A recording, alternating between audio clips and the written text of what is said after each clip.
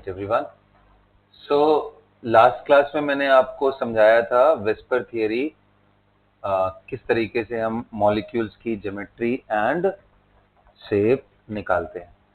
तो आज की क्लास में मैं डिस्कस करूंगा डाइपोल मोमेंट एंड डाइपोल क्या होता है। हेडिंग डालो,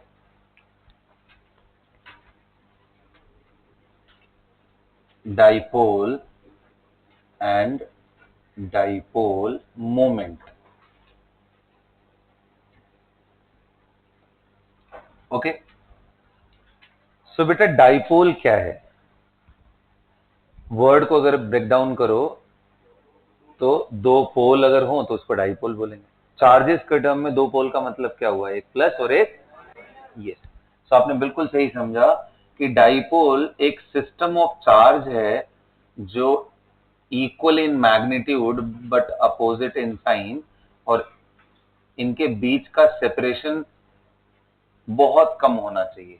ऐसे पेयर ऑफ चार्ज को डाइपोल बोलते हैं। तो फिर कहोगे sir what is dipole moment then? So dipole moment का मतलब होता है कि जो आपने चार्जेस लिए हुए हैं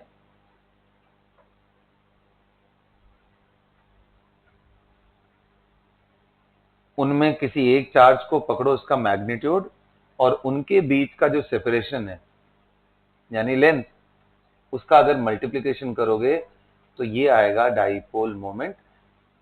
इन दोनों में से किसी भी सिंबल से इसको डेजिग्नेट किया जाता है।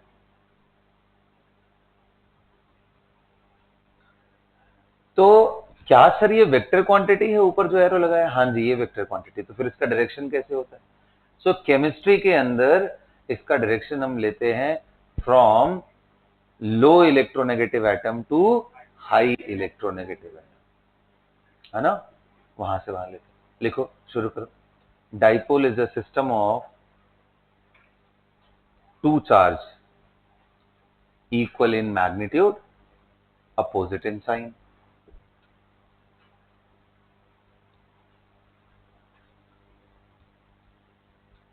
Equal in magnitude, opposite in sign. System of two charge, equal in magnitude, opposite in sign. Okay? Separated by very small distance. बहुत ही कम डिस्टेंस होना चाहिए इन दोनों के बीच में।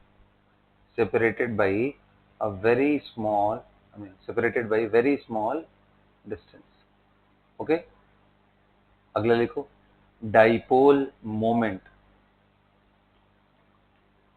डाइपोल मोमेंट लिखो, it is a vector quantity. Dipole moment is a vector quantity whose magnitude is given by product of charge into separation between the charges, यानी length, product of charge and separation between the charges, product of charge and, इसको लिखो, ऐसे लिखते हैं, mu is equal to q into l। क्या लिखते हैं? q into l। Mathematically ऐसे लिख लो,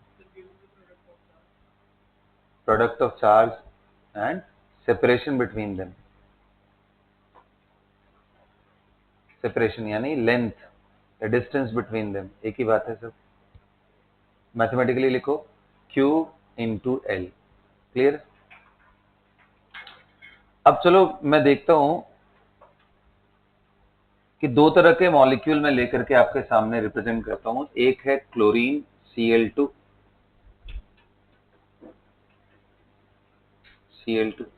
और दूसरा ले लेता हूं HCl, हाइड्रोजन एंड क्लोरीन। बताओ बेटा, इन दोनों में डाइपोल कौन है? ये तो नहीं, क्योंकि इसमें Q ही क्या है? 0। यहां हाइड्रोजन एंड क्लोरीन में इलेक्ट्रोनेगेटिविटी का गैप है। कौन ज्यादा इलेक्ट्रोनेगेटिव है? क्लोरीन। तो वो पार्शियल नेगेटिव चार्ज लेके आएगा, और इधर क्योंकि इसका लॉस हुआ रिलेटिवली, इस पे पार्शियल पॉजिटिव।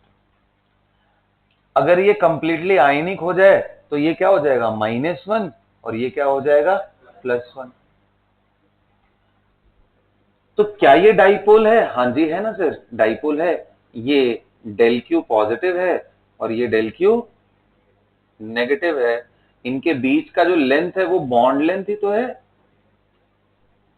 ये सुनो, इन दोनों के बीच का जो लेंथ है वो बॉन्ड लेंथ ही तो है। तो ये एक डाइपोल है। HCl is a dipole and Cl2 is not। यहां से एक वर्ड आता है पोलर एंड नॉन पोलर। हम बोलते हैं पोलर मॉलिक्यूल वो मॉलिक्यूल है जिसका डाइपोल होता है। Molecule with non zero dipole moment.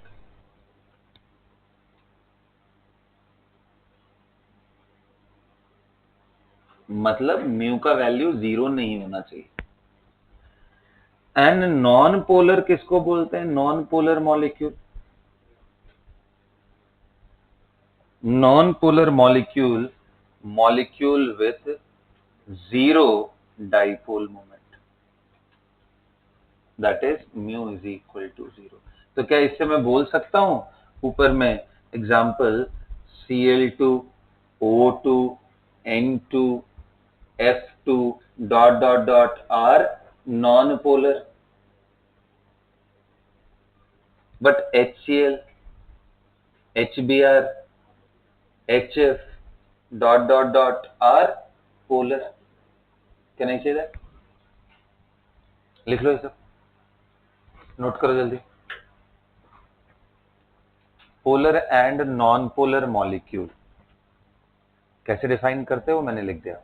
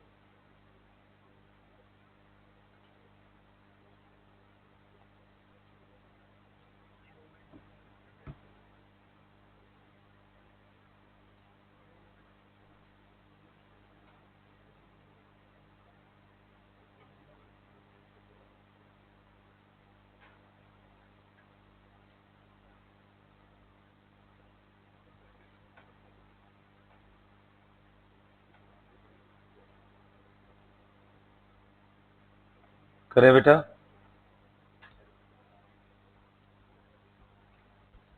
कर लिया।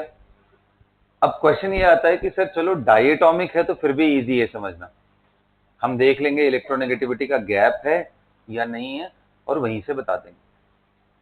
लेकिन सर मॉलिक्यूल्स तो ज्यादातर पॉलीएटॉमिक है, 2 से ज्यादा एटम का कॉम्बिनेशन है, उनके केस में कैसे सोचना है? तो उसका तरीका होता है, देखो ये कैसा क्वांटिटी मैंने बताया, dipole is a vector quantity. तो अगर एक से ज्यादा डाइपोल एक ही मॉलिक्यूल में एग्जिस्ट कर जाए तो हमें नेट रिजल्टेंट लेना पड़ेगा। और क्या रिजल्टेंट लेने वेक्टर्स का नहीं आता है आपको? तो बस, तो हम लोग थोड़ा ढूंढने की कोशिश करते हैं। क्वेश्चन लिखिए, identify the following molecule as polar and non polar.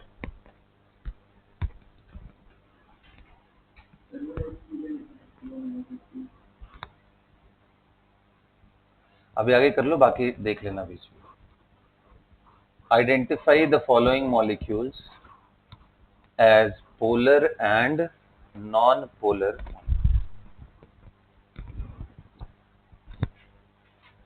Okay, तो चलो आओ पहला देखते हैं, CO। दूसरा देखते हैं CO2। तीसरा देखते हैं BF3। चौथा देखते हैं SO3। पांचवा देखते हैं CCl4। छठा देखते हैं PCl5। सातवां देखते हैं SF6। आठवां देखते हैं IF7। Very good. इसके बाद आएंगे हम लोग, देखेंगे अमोनिया, NF3, और इनके डाइपोल का कंपैरिजन भी करेंगे। फिर आएंगे H2O देखेंगे, H2O2 भी देखेंगे, और ऐसे आगे बढ़ते चलेंगे। आप शुरू करिए, सोचना शुरू करिए। तो आ जाओ, मैं पहला डिस्कस करता हूँ। CO बताओ, CO क्या है? पोलर या नॉन पोलर? बोलो। पोलर होगा ना बेटा CO। ये सुनो, अरे भाई इसमें बताओ, एक कार्बन एंड एक ऑक्सीजन एंड है ना, दो अलग अलग चार्जेस क्रिएट होंगे ना, सेपरेशन है तो पोलर है। तो इसमें एक ही डाइपोल बन रहा है ना, कि दो डाइपोल बन रहे हैं? एक ही बन रहा है ना, इसमें एक ही डाइपोल बन रहा है ना बेटा, तो इसलिए it will be a polar species. ये पोलर है। अब मैं पोलर को P, नॉन पोलर को NP लिखूंगा, ठीक है। CO2 देखते हैं, आ जाओ। तो देखो, जैसे ही बात CO2 की आएगी, अब हमारे पास एक से ज्यादा डाइपोल आ गए, एक से ज्यादा। C double bond O and double bond O। एक से ज्यादा डाइपोल दिखाई दे रहे हैं क्या? कैसे बताओ? कार्बन एंड ऑक्सीजन की इलेक्ट्रोनेगेटिविटी में डिफरेंस होता है, यहां पार्शियल नेगेटिव एंड यहां पार्शियल पॉजिटिव, ये सुनो। और कितने लोग कह रहे हैं इन दोनों के बीच में भी, यहां पार्शियल नेगेटिव एंड यहां पार्शियल पॉजिटिव। तो एक डाइपोल इधर की तरफ बनेगा, क्योंकि हमने देखा है केमिस्ट्री में डाइपोल का डायरेक्शन किधर से किधर होता है, लो इलेक्ट्रोनेगेटिव से हाई इलेक्ट्रोनेगेटिव। और दूसरा डाइपोल इधर से इधर बनेगा। अब भाई दोनों डाइपोल का मैं मैग्नीट्यूड देख लो, तो म्यू का वैल्यू तो क्या होता है, delta Q into bond length. बताओ, क्या इधर और इधर का लेंथ अलग अलग है या सेम है? लेंथ सेम है। अगर लेंथ सेम है, चार्ज सेम है, तो ये वैल्यू भी सेम हो जाएगी, तो मैं उसको डी लिख दे रहा हूं। तो डी इस साइड भी, डी इस साइड भी, दोनों का रिजल्टेंट बताओ, 0। तो म्यू नेट क्या हो जाएगा? म्यू इंडिविजुअल की बात मैं कर रहा था, डी की होगी। म्यू किसका? कार्बन ऑक्सीजन बॉन्ड की मैं इसका बात कर रहा हूं, और उसको मैंने डी से रिप्लेस कर दिया। समझ में आएगा? तो जब वेक्टर सम 0 हो जाए तो नॉन पोलर हो जाएंगे, ये पोलर नहीं, नॉन पोलर है ना। इंटरेस्टिंग। Vector sum.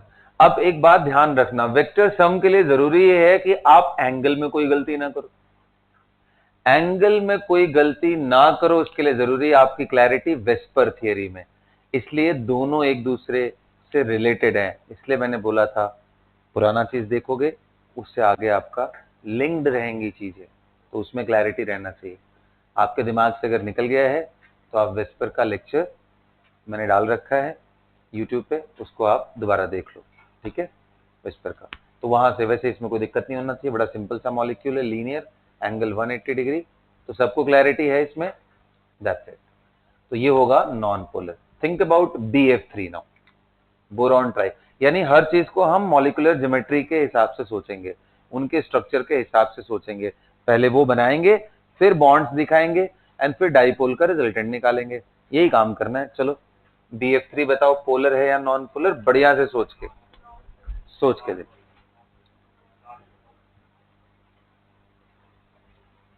आगे सोचते जाओ, ठीक है, इतने सारे मॉलिक्यूल दे दिए। चलो, CO2 एंड CO हो गया।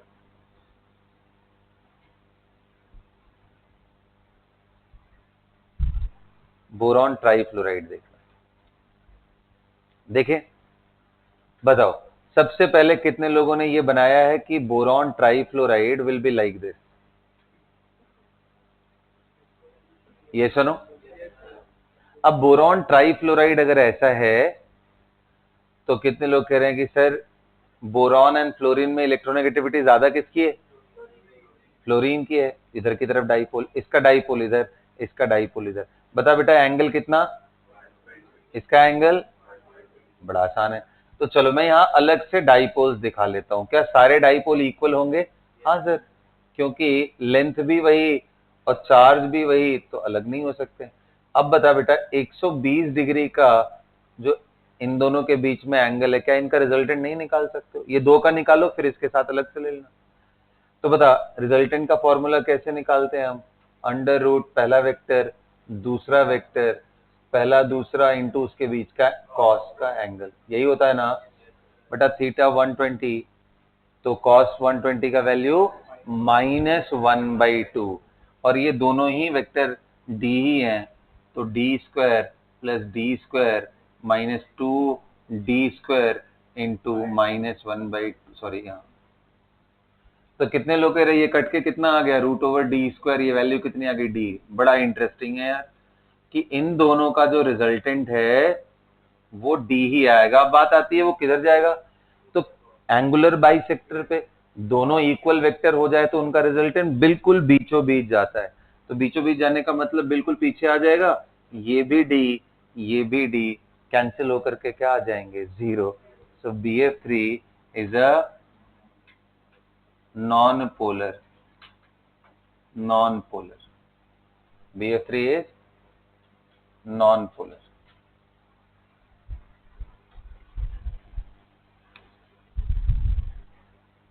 सभी को समझ में आया? कौन सा बेटा? अभी वही तो दिखा रहा था, और क्या कर रहा था मैं? ये दोनों का रिजल्टेंट निकाला मैंने फॉर्मूला लगा करके वेक्टर का। तो d² plus d² plus 2d² into -1/2, क्योंकि cos 120 सॉल्व किया तो d आया। मतलब इन दोनों का रिजल्टेंट क्या है? d। डायरेक्शन क्या होगा इनके बीचों बीच? तो यहाँ और यहाँ ये दोनों एक दूसरे को कैंसिल कर देंगे, तो 0। आ रहा है ना सबको समझ में? ओके जी। Now let's talk about SO3। SO3, SO3 बताइए, क्या SO3 भी आपको नहीं दिख रहा है बेटा कि SO3 भी तो सर ऐसे ही होगा बिल्कुल? तो ये भी क्या हो जाएगा? Non polar. इसमें भी ट्राइगोनल प्लेनर ज्योमेट्री होने की वजह से ये भी नॉन पोलर। अब इंटरेस्टिंग है थोड़ा CCl4 के बारे में सोचो आप।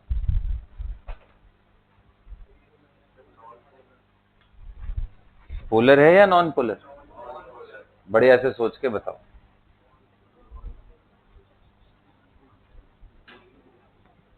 CCl4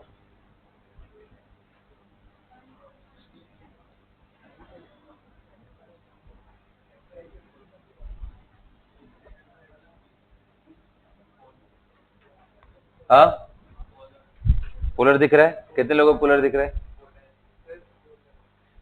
अच्छा जी, चलो आओ मैं पोलर है नॉन पोलर मैं सिखाता हूं, ध्यान से देखो। क्या CCl4 का स्ट्रक्चर टेट्राहेड्रल होता है बेटा? एक बॉन्ड ऊपर और तीनों ट्राइपॉड स्टैंड जैसा इधर की तरफ है, ये सुनो। हर एक एंगल एक दूसरे से कितना है? 109 डिग्री 28 मिनट। सबको क्लियर है? अब मुझे एक बात बताओ, आप अगर ऐसे देखोगे तो आपको आंसर थोड़ा डिफिकल्टी होगा देखने में, क्योंकि ये तीन वेक्टर का जो रिजल्टेंट होगा, अब ये निकालने में ही आपको प्रॉब्लम आएगा। 109 डिग्री का वैल्यू कैसे निकालोगे यार? दिक्कत आएगी ना। उससे बढ़िया दो दो वेक्टर का पेयर बना लो। तो दो वेक्टर का पेयर बनाऊं तो मैं ऐसे दिखा रहा हूं, कोई दिक्कत किसी को? ऐसे देखो, इन दोनों का जो रिजल्टेंट होगा वो इसके बीच से निकल के आएगा। और कितने लोग कह रहे हैं वैसे ही सर इन दोनों का जो ऐसे है यहां पे बिल्कुल नीचे आएगा और ये बिल्कुल ऊपर आएंगे। क्या आइडेंटिकल वेक्टर ऊपर और नीचे अपोजिट साइड में दिख रहे हैं? तो रिजल्टेंट, मजा आ गया। रिजल्टेंट इसका 0 होगा, डाइपोल मोमेंट 0 होगा, ये भी नॉन पोलर है।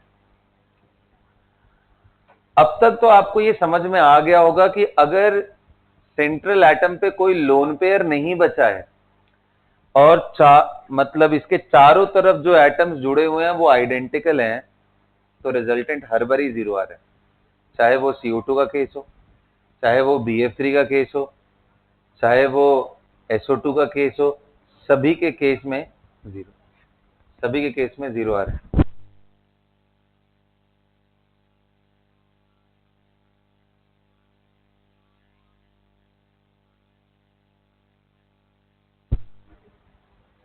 ओके, तो अभी तक ये CCl4 का भी जीरो आया, ये सुनो। ओके बेटा, अब इसके आगे देखते हैं।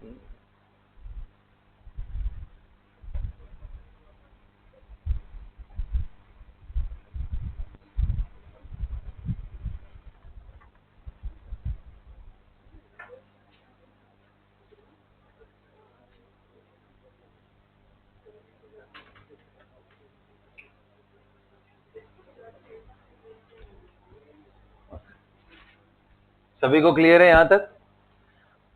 अब क्या आप PCl5 सोचोगे अपने से बना के देखो? अब अगर इतनी बात समझ में आ गई है तो देखो, सोचो सोचो, बनाओ और सोचो। 5 का जिनको नहीं ध्यान आ रहा है मैं बता दूं, trigonal, bipyramidal, triangle and open. चलो गो अहेड, गो अहेड।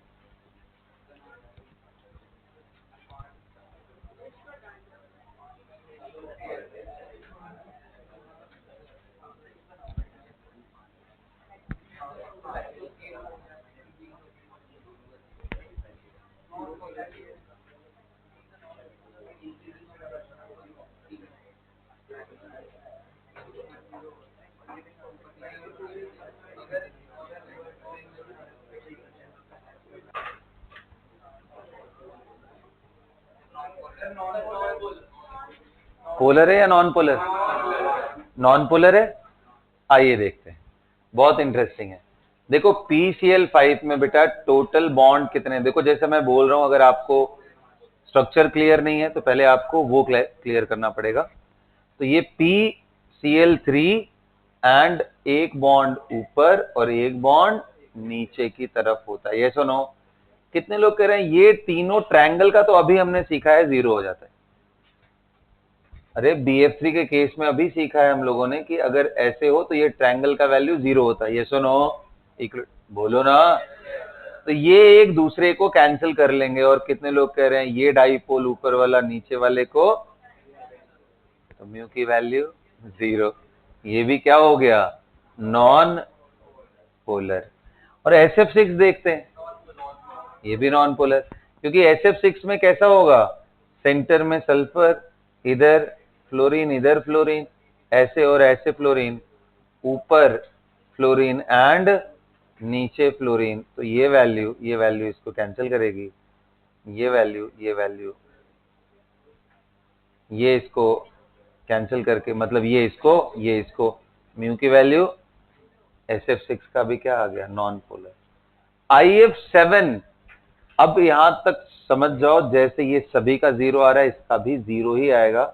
अब आप अपने वेक्टर एडिशन का स्किल लगाना, वैल्यू निकाल के देखना। वो पेंटागोनल होता है, पेंटागन के सारे वेक्टर का सम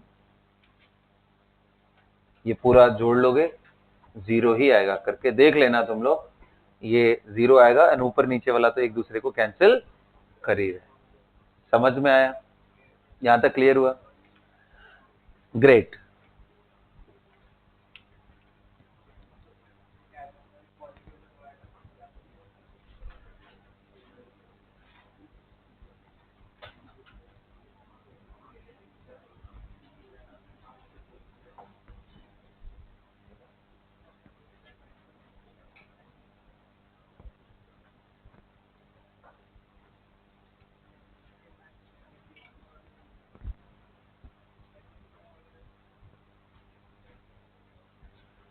अब मेरी बात ध्यान देना।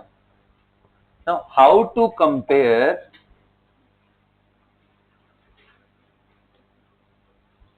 dipole moment of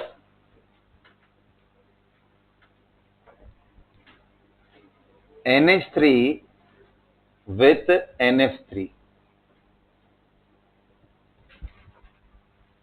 NH3 और NF3 का डाइपोल आप कैसे कंपेयर करोगे?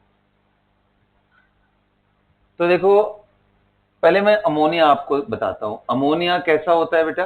टेट्राहेड्रल। कैसा होता है? अगर मैं इलेक्ट्रॉन पेयर को लेके चलूं तो ये टेट्राहेड्रल होता है, ये सुनो, बिल्कुल ऐसा। ये रेड कलर वाले को मैंने क्या एज्यूम किया है, लोन पेयर, और बाकी ये सब क्या है, एच एच के बॉन्ड्स है, ये सुनो। आपको क्लियरली दिख रहा है, अगर लोन पेयर मैं छुपा दूं तो कैसा है, ये पिरामिड जैसा, ये सुनो, पिरामिडल। तो यहां पे लोन पेयर रखा हुआ है। अब एक बात बताओ, पहले इनके इंडिविजुअल डाइपोल्स को देख लेते हैं। ये बताओ, एन एच एन इधर एच अंदर की तरफ और एक बाहर की तरफ, ये रिप्रेजेंटेशन समझ आ रहा है, और एक लोन पेयर। रिप्रेजेंटेशन क्लियर हो रहा है क्या, कि मैंने बोला कि ये लोन पेयर ऊपर है और ये प्लेन में है, ऐसे करके प्लेन मेरा ऐसे जा रहा है, containing this lone pair and this is coming out of the plane and this is, है ना। तो ऐसे एक इनसाइड द प्लेन दिखाया और एक आउट, इज दैट क्लियर। तो एक बाहर है और एक अंदर है। अच्छा जी, अब इसके बाद क्वेश्चन ये आता है कि सर इसका पोलर नॉन पोलर कैरेक्टरिस्टिक कैसे चेक करें। तो देखो, इसमें दो तरह के डाइपोल हैं, एक तो है नाइट्रोजन हाइड्रोजन का डाइपोल और एक है नाइट्रोजन के लोन पेयर का भी डाइपोल। बिल्कुल सही सुना आपने, लोन पेयर भी डाइपोल मोमेंट में कंट्रीब्यूट करता है, वो अगर सेंट्रल एटम का हो जाए तो, क्योंकि सेंट्रल एटम का जो लोन पेयर है वो ऊपर नीचे सिमेट्रिकली डिस्ट्रीब्यूटेड नहीं होता है, एक साइड ही रहता है। तो आप कहोगे सर ठीक है, चलो इन दोनों का डाइपोल का जो डायरेक्शन है वो कैसे होगा, तो कैसे होता है डाइपोल का direction, from positive to low electronegative atom to, तो इसका डाइपोल कैसे होगा, ऊपर की तरफ। इनके डाइपोल्स भी ऐसे ही, कितने लोग कह रहे हैं, अगर इधर से मैं दिखाऊं तो ऐसे ऊपर की तरफ, इसका भी ऊपर की तरफ, इसका भी। क्या तीनों एडिटिव इन नेचर हैं क्या, एक दूसरे को कैंसिल तो नहीं कर रहे हैं, ऊपर की तरफ ही जा रहे हैं, ये सुनो। अच्छा जी, अब बात आती है कि सर लोन पेयर का भी डाइपोल समझा दो, लोन पेयर का डाइपोल कैसे होगा। ये जो लोन पेयर का डाइपोल है, ये लोन पेयर का डाइपोल हमेशा रेडियली आउटवर्ड लेते हैं न्यूक्लियस से, बाहर की तरफ, रेडियली आउटवर्ड। कभी भी लोन पेयर दिखाई दे उसका डाइपोल ये। अच्छा, इनके नाम होते हैं, जो लोन पेयर का डाइपोल है उसको एटॉमिक डाइपोल बोलते हैं, और ये जो डाइपोल थे ये बॉन्ड डाइपोल है। तो एटॉमिक डाइपोल या लोन पेयर के वजह से जो डाइपोल आ रहा है that is always radially outward. अब पूछोगे ऐसा क्यों, क्यों ऐसा करते हैं। उसके पीछे का कारण ये है कि ये लोन पेयर किसका पार्ट था, नाइट्रोजन के अपने इलेक्ट्रॉन थे। तो नाइट्रोजन के दो इलेक्ट्रॉन अगर बाहर की तरफ है तो वो एक तरह से नेगेटिव सेंटर की तरह बिहेव कर रहा है, तो उसका पॉजिटिव कहां है, nucleus is acting as positive. तो बताओ, न्यूक्लियस से लोन पेयर की तरफ हमारा एरो आएगा तो वो कहां से जाएगा, रेडियली आउटवर्ड। समझ आया ना, तो इसलिए बोलते हैं हमेशा रेडियली आउटवर्ड रहता है, ये रहेगा। अब बताओ, NH3 में कुल मिलाकर के ये एटॉमिक डाइपोल एंड ये तीनों जोड़ोगे तो ये भी ऐसे ही आ रहे हैं, ये दोनों जुड़ जाएंगे ना, क्योंकि सेम डायरेक्शन में हो रहे हैं। बोलो, सो वेक्टर एडिशन हो रहा है यहां पे, ये सुनो। मैं बात करता हूं NF3 का, जिसके साथ हमें इसका कंपैरिजन करना है। NF3 देखिए, NF, इधर की तरफ F और इधर F। अब एक बात बताओ, लोन पेयर का डाइपोल तो ऐसे ही जाएगा ऊपर, यानी मैंने ऐसे ऊपर लिखा। ये कौन सा डाइपोल है, कौन सा है, atomic dipole, this is atomic dipole. अच्छा, इन तीनों का डाइपोल देख लेते हैं। बताओ, फ्लोरीन एंड नाइट्रोजन में डायरेक्शन ऑफ डाइपोल किधर करूं मैं, फ्लोरीन की तरफ, क्योंकि नाइट्रोजन की इलेक्ट्रोनेगेटिविटी कम, फ्लोरीन की ज्यादा। ऐसे करूं क्या, तो इनमें जो रिजल्टेंट बनेंगे इन तीनों के, अंदर की तरफ और इधर की तरफ, ये डाउनवर्ड आएगा। बोलो, ध्यान रखना, ये बॉन्ड डाइपोल्स, बॉन्ड के डाइपोल, एटॉमिक डाइपोल इधर एक दूसरे को कैंसिल करने की कोशिश कर रहे हैं, अपोज करने की कोशिश कर रहे हैं। तो इसका म्यू का वैल्यू कम और इसका म्यू का वैल्यू ज्यादा। दोनों ही पोलर हैं बेटा। ये पोलर इसलिए है क्योंकि कैंसिल नहीं हो सकता। लोन पेयर का जो डाइपोल होगा उसका वैल्यू अलग होता है, और जो बॉन्ड्स के डाइपोल होंगे उनकी वैल्यूज अलग होंगे, इसलिए इसको जीरो मत बोलना, still it is not equal to 0, mu not equal to 0, क्योंकि एक D1 है तो दूसरा D2। यहां एक D1 है दूसरा D2 है, लेकिन दोनों जुड़ रहे हैं, D1 प्लस D2। यहां दोनों सब्सट्रैक्ट हो रहे हैं, D2 माइनस D1। है दोनों polar, but ammonia is more polar than NF3। लिखिए ये बात, NH3 and NF3 both are polar, but dipole moment of ammonia is greater than that of NF3। NH3 and NF3 both are polar, but the dipole moment of NH3 is greater than that of NF3। क्यों ऐसा है? क्योंकि NH3 में atomic dipoles and bond dipoles are vectorially getting added, जबकि यहां के case में क्या हो रहा है? सब्सट्रैक्ट हो रहे हैं, they are getting subtracted।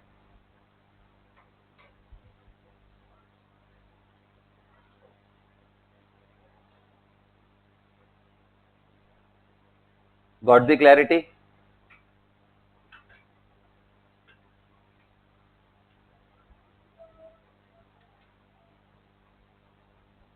मिटा दो, चलो।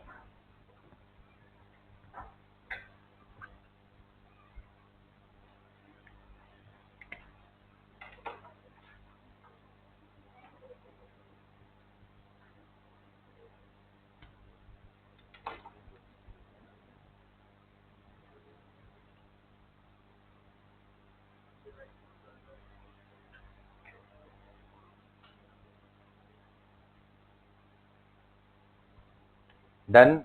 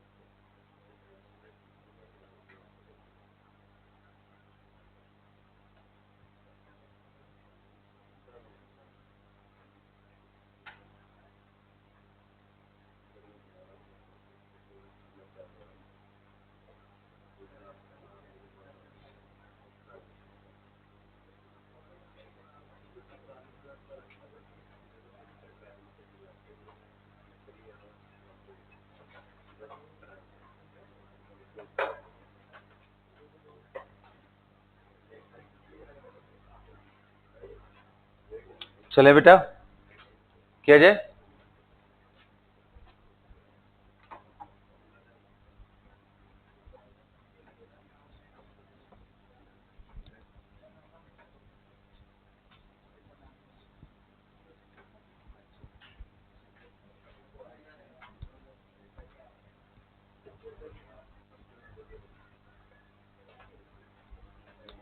Let's talk about whether water is polar or not. What do you think? H2O is polar or not? Polar है? आओ चेक करते हैं। वैसे ये कहानी तो तुम लोगों ने बचपन से सुनी होगी कि वाटर पोलर सॉल्वेंट, इस वजह से पोलर बोल रहे हो। अब डाइपोल जरा बना करके देखो, पोलर है? चेक करो, चेक करो।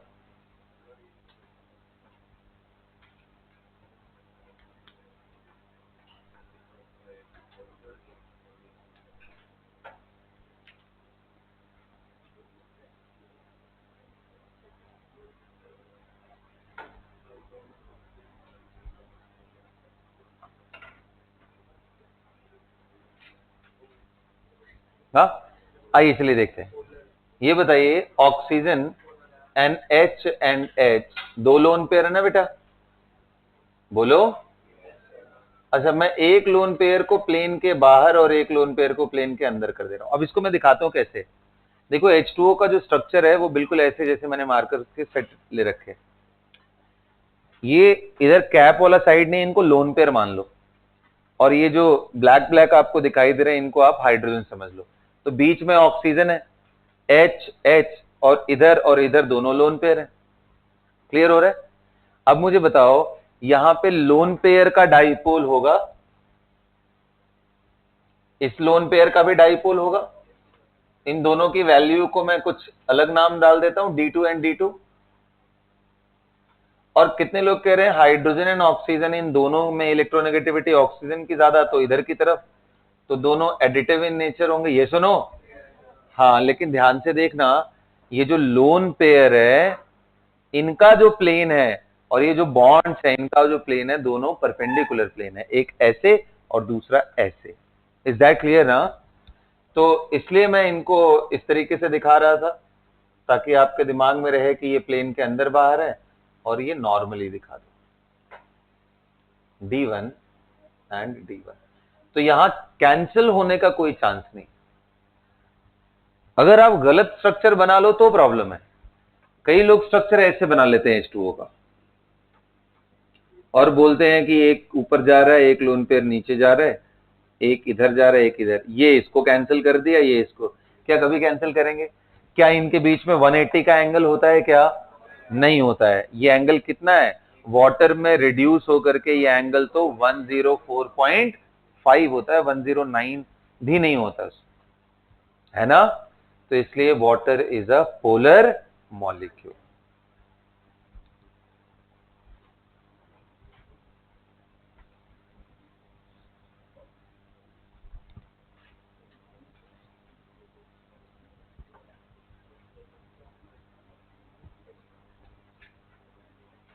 चलो आओ चेक करते हैं H2O2 के बारे में। आपको क्या लगता है H2O2 हाइड्रोजन पेरोक्साइड वो पोलर है या नॉन पोलर? H2O2 आप सोचिए जरा इसके बारे में, ये पोलर है या नॉन? बहुत इंटरेस्टिंग चीज इसके बारे में समझाऊंगा, लेकिन पहले आप एक बार खुद से सोचिए।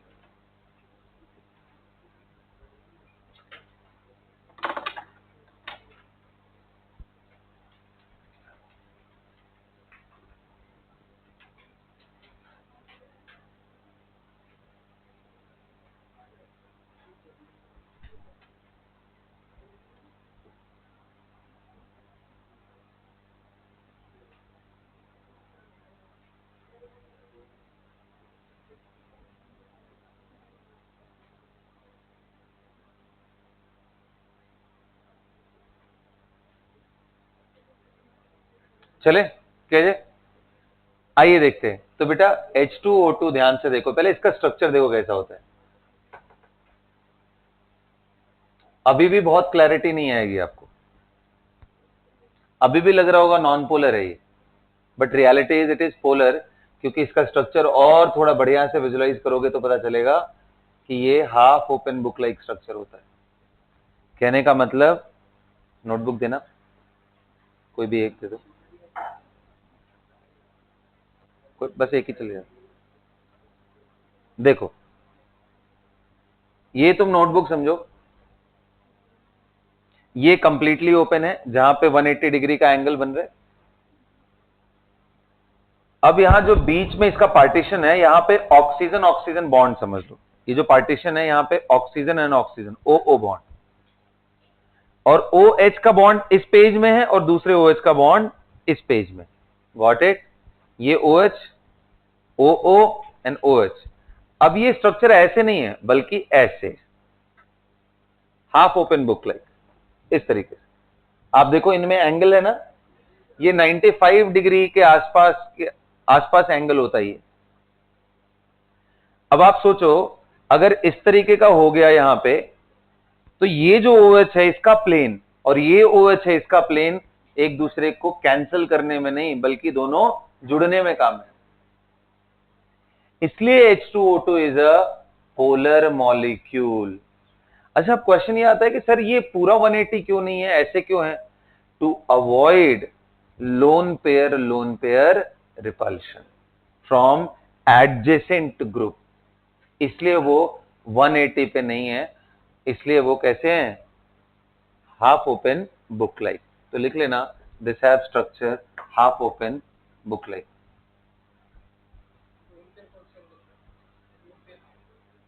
दोनों के पास है ना, ओ के पास।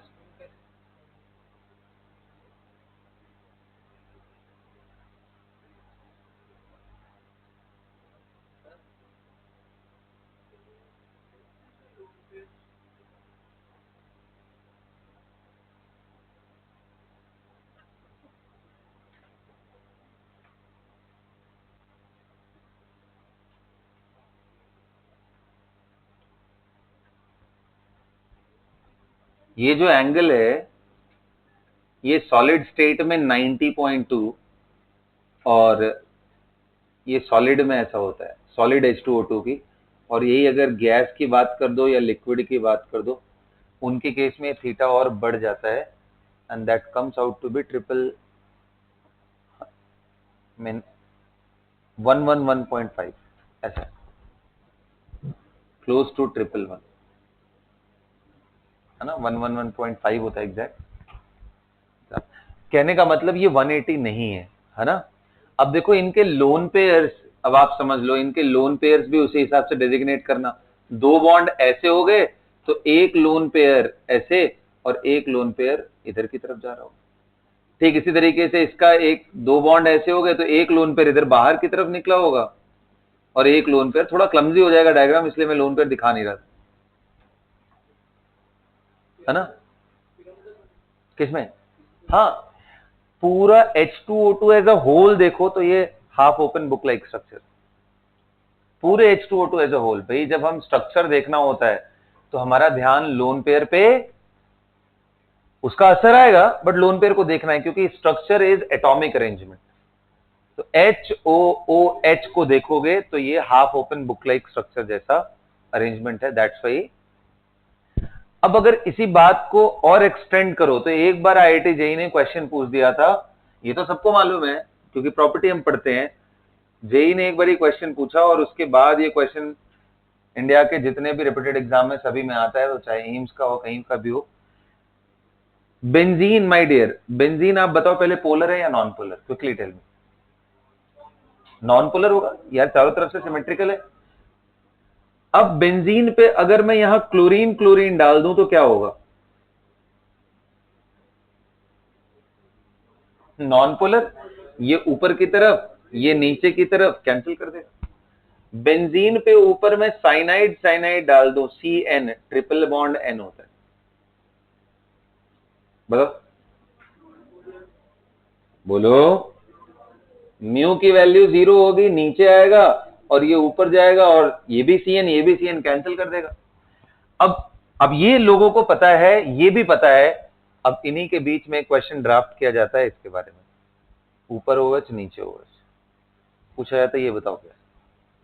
लोग गलती क्या करके आते हैं, ऊपर है तो ऊपर डाइपोल, नीचे नीचे डाइपोल, म्यू की वैल्यू 0 जबकि इसका वैल्यू नॉन जीरो है।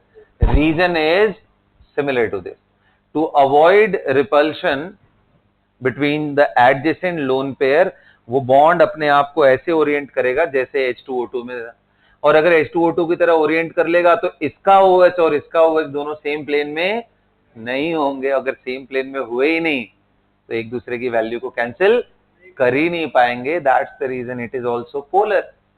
अब सोचो, इसको किसी ने सोचा भी नहीं था कि ऐसा क्वेश्चन बना के पूछ देंगे। H2O2 तो ध्यान था, ये सब भी पता है, ये दे दिया तो इसी फ्लो में लोगों ने आंसर कर दिया, बट आंसर क्या होगा इसका, ठीक है, ध्यान रखना है। It is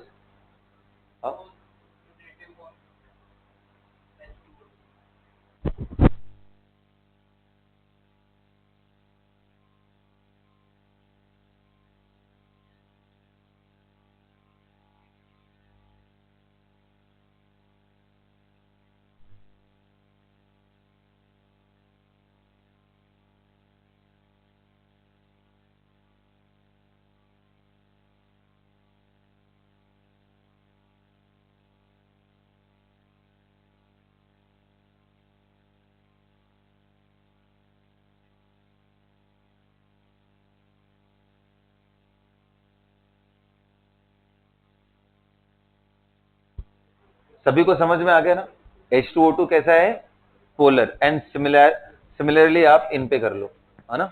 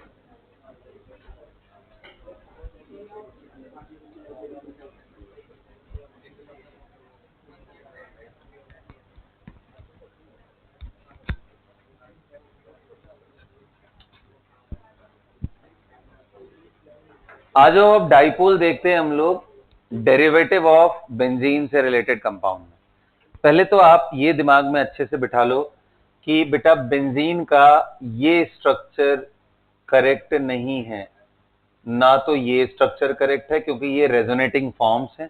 resonating form correct नहीं होते। करेक्ट कौन सा है? हाँ जी, ऐसे बनाते हैं बेंजीन को हमेशा।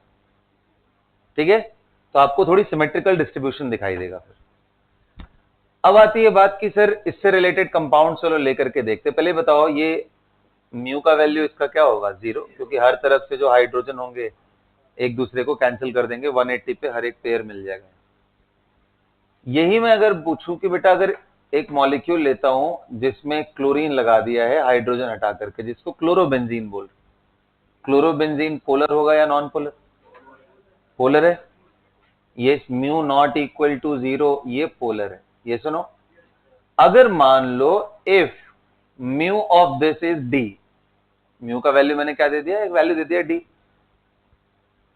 अब मैं पूछ रहा हूं कि फिर बताओ अगर इसका वैल्यू डी हो तो डाई क्लोरोबेंजीन अगल बगल बिल्कुल लगे हो तो इनको बोलते हैं ortho di chlorobenzene. Ortho di chlorobenzene या ओ का मतलब होता है ऑर्थो डाई क्लोरोबेंजीन।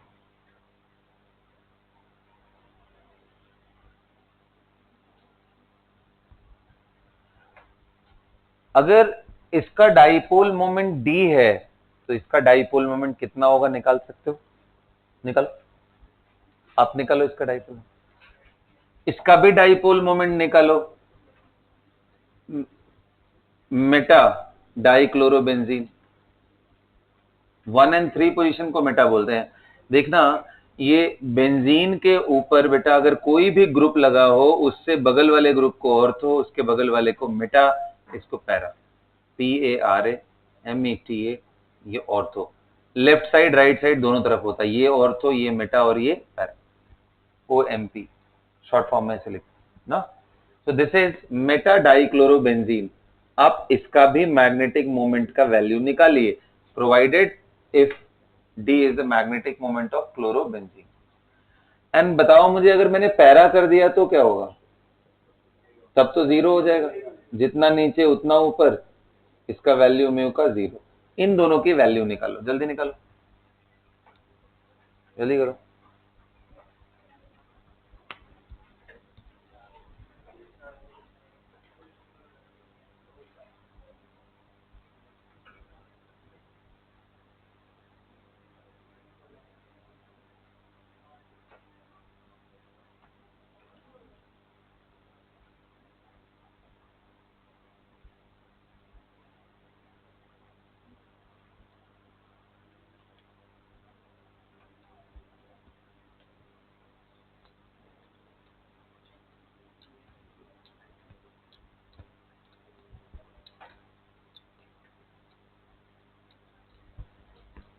क्या जाए, आइए देखते हैं इसको कैसे निकालते हैं।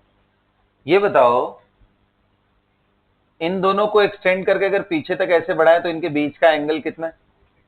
60 डिग्री। कैसे पता चल रहा है? कि भाई अगर आप इन सबको मिला दो तो 6 बॉन्ड्स बने हैं, 360 डिवाइडेड बाई 6, तो दो के बीच में एंगल कितना आ गया? 60। अच्छा बेटा, फिर तो आसान हो गया ना।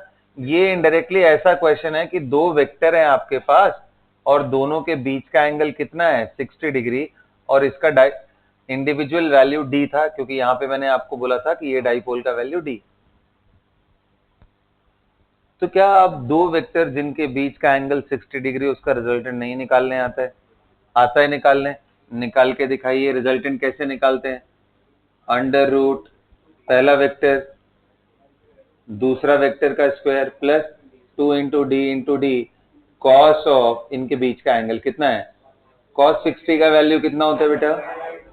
1 बाई, तो D square plus 2D square into 1/2, ये 2 से 2 कट गया, 3D स्क्वायर, यानी डी रूट आंसर। इसका आंसर कितना होगा? D root. चलो जल्दी बताओ, इसका आंसर कितना होगा फिर?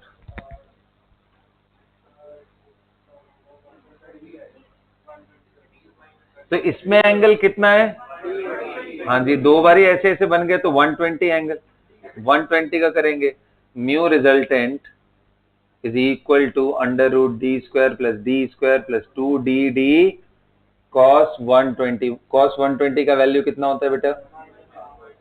हाँ, तो ये डी स्क्वायर आ गया 2D square root over minus plus 2 into D square into minus half, ये 2 से 2 गया, ये माइनस डी स्क्वायर, सिंप्लीफाई किया, डी स्क्वायर बाहर निकल के आया डी, तो मतलब इसका भी वैल्यू डी है। तो इसका नेट रिजल्टेंट का वैल्यू म्यू का वैल्यू कितना आएगा? डी। मतलब इसके डाइपोल मोमेंट, इसके डाइपोल मोमेंट में कोई खास फर्क नहीं। अच्छा, मैं एक और क्वेश्चन पूछता हूँ। एक बात बताओ, अगर मैं ऐसा क्वेश्चन पूछ दिया कि इसका रिजल्टेंट बताइए,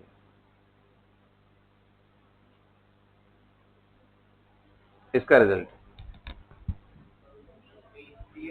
डी दिख रहा है क्या? हाँ, क्योंकि ये और ये कैंसिल कर लेंगे और ये दोनों बिल्कुल वही है जो अभी हमने किया, तो इसका भी क्या आएगा? डी। तो ऐसे खूब सारे घुमा करके क्वेश्चंस बनाए जा सकते हैं। कर लोगे? कोई बड़ी बात नहीं। ग्रेट, नोट कर लो इसको।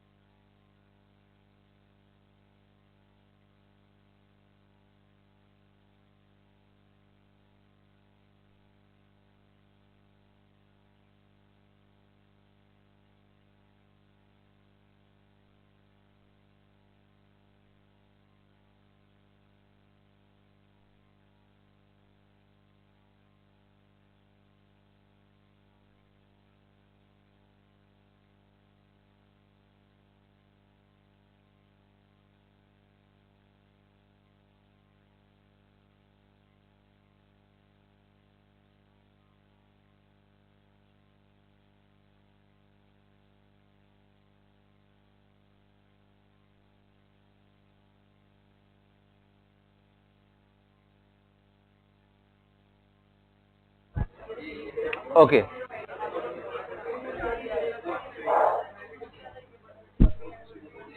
चलो अब देखते हैं डाइपोल मोमेंट की वैल्यू कैलकुलेट कैसे करते हैं, उनके यूनिट वगैरह क्या होते हैं ना। तो देखो बेटा, डाइपोल मोमेंट डिफाइन कैसे करते हैं। म्यू का वैल्यू मैंने बताया मैग्नीट्यूड निकालने के लिए Q into D, charge into distance between them, या इसको आप L भी लिख सकते हो, length between the two charges plus Q and minus Q, यही है ना, इनके बीच का जो लेंथ है वही। मतलब इसका ऐसा ही यूनिट क्या होगा, डाइपोल मोमेंट, कूलम मीटर, ये सुनो। बट रियलिटी में जो चार्जेस होते हैं, अगर मैं बोलूं बॉन्ड पूरी तरीके से आयनिक भी हो जाए, जैसे let us consider the case of HF, आपको मालूम है ये कोवेलेंट बॉन्ड है, पार्शियल चार्जेस आते हैं, लेकिन अगर कंप्लीटली आयनिक हो जाए, मान लो हाइपोथेटिकल केस लेके चले कि ये पूरा H प्लस है, ये पूरा F माइनस, तो जो चार्ज डेवलप होगा फ्लोरीन पे वो कितना होगा, Q on fluorine F minus will be the charge on an electron, isn't it. क्योंकि भाई F से F माइनस बना तो क्या आया एक्स्ट्रा, एक इलेक्ट्रॉन, और एक इलेक्ट्रॉन पे चार्ज कितना होता है, -1.602 इंटू 10 के पावर माइनस। अब आप सोचो ये वैल्यू कितनी छोटी होगी इसकी डाइपोल अगर हम निकालेंगे तो, पूरा यानी। तो इसके लिए एक यूनिट इनकॉर्पोरेट किया गया है to write the dipole moment values, कि उनकी वैल्यू थोड़ा 10 के पावर नेगेटिव वगैरह में न जा करके सिंपल 5, 6, 7 ऐसे कुछ करके आए हमारे पास यूनिट में, और वो यूनिट है डेबाई। क्या बोलते हैं, debye. So SI unit of mu is this, common unit is debye, D, जिसको बोलते क्या है, debye. Okay, this is the most common unit. और अब देखते हैं कि डेबाई का वैल्यू आखिर कूलम मीटर, या फिर अगर मुझे देखना हो एक इलेक्ट्रॉन के पर्सपेक्टिव में वो होता कितना है। तो देखो इनका डिराइव करते रिलेशन, लेकिन उससे पहले हम थोड़ा समझते हैं कि HF को अगर 100% आयनिक एज्यूम कर लिया जाए, और अगर इसका बॉन्ड लेंथ 1 एंगस्ट्रॉम के आसपास एज्यूम कर लिया जाए, तो इसका डाइपोल मोमेंट का वैल्यू आएगा कितना। राइट इट डाउन, क्वेश्चन लिखो तो, find the dipole moment of HF assuming it to be 100% ionic,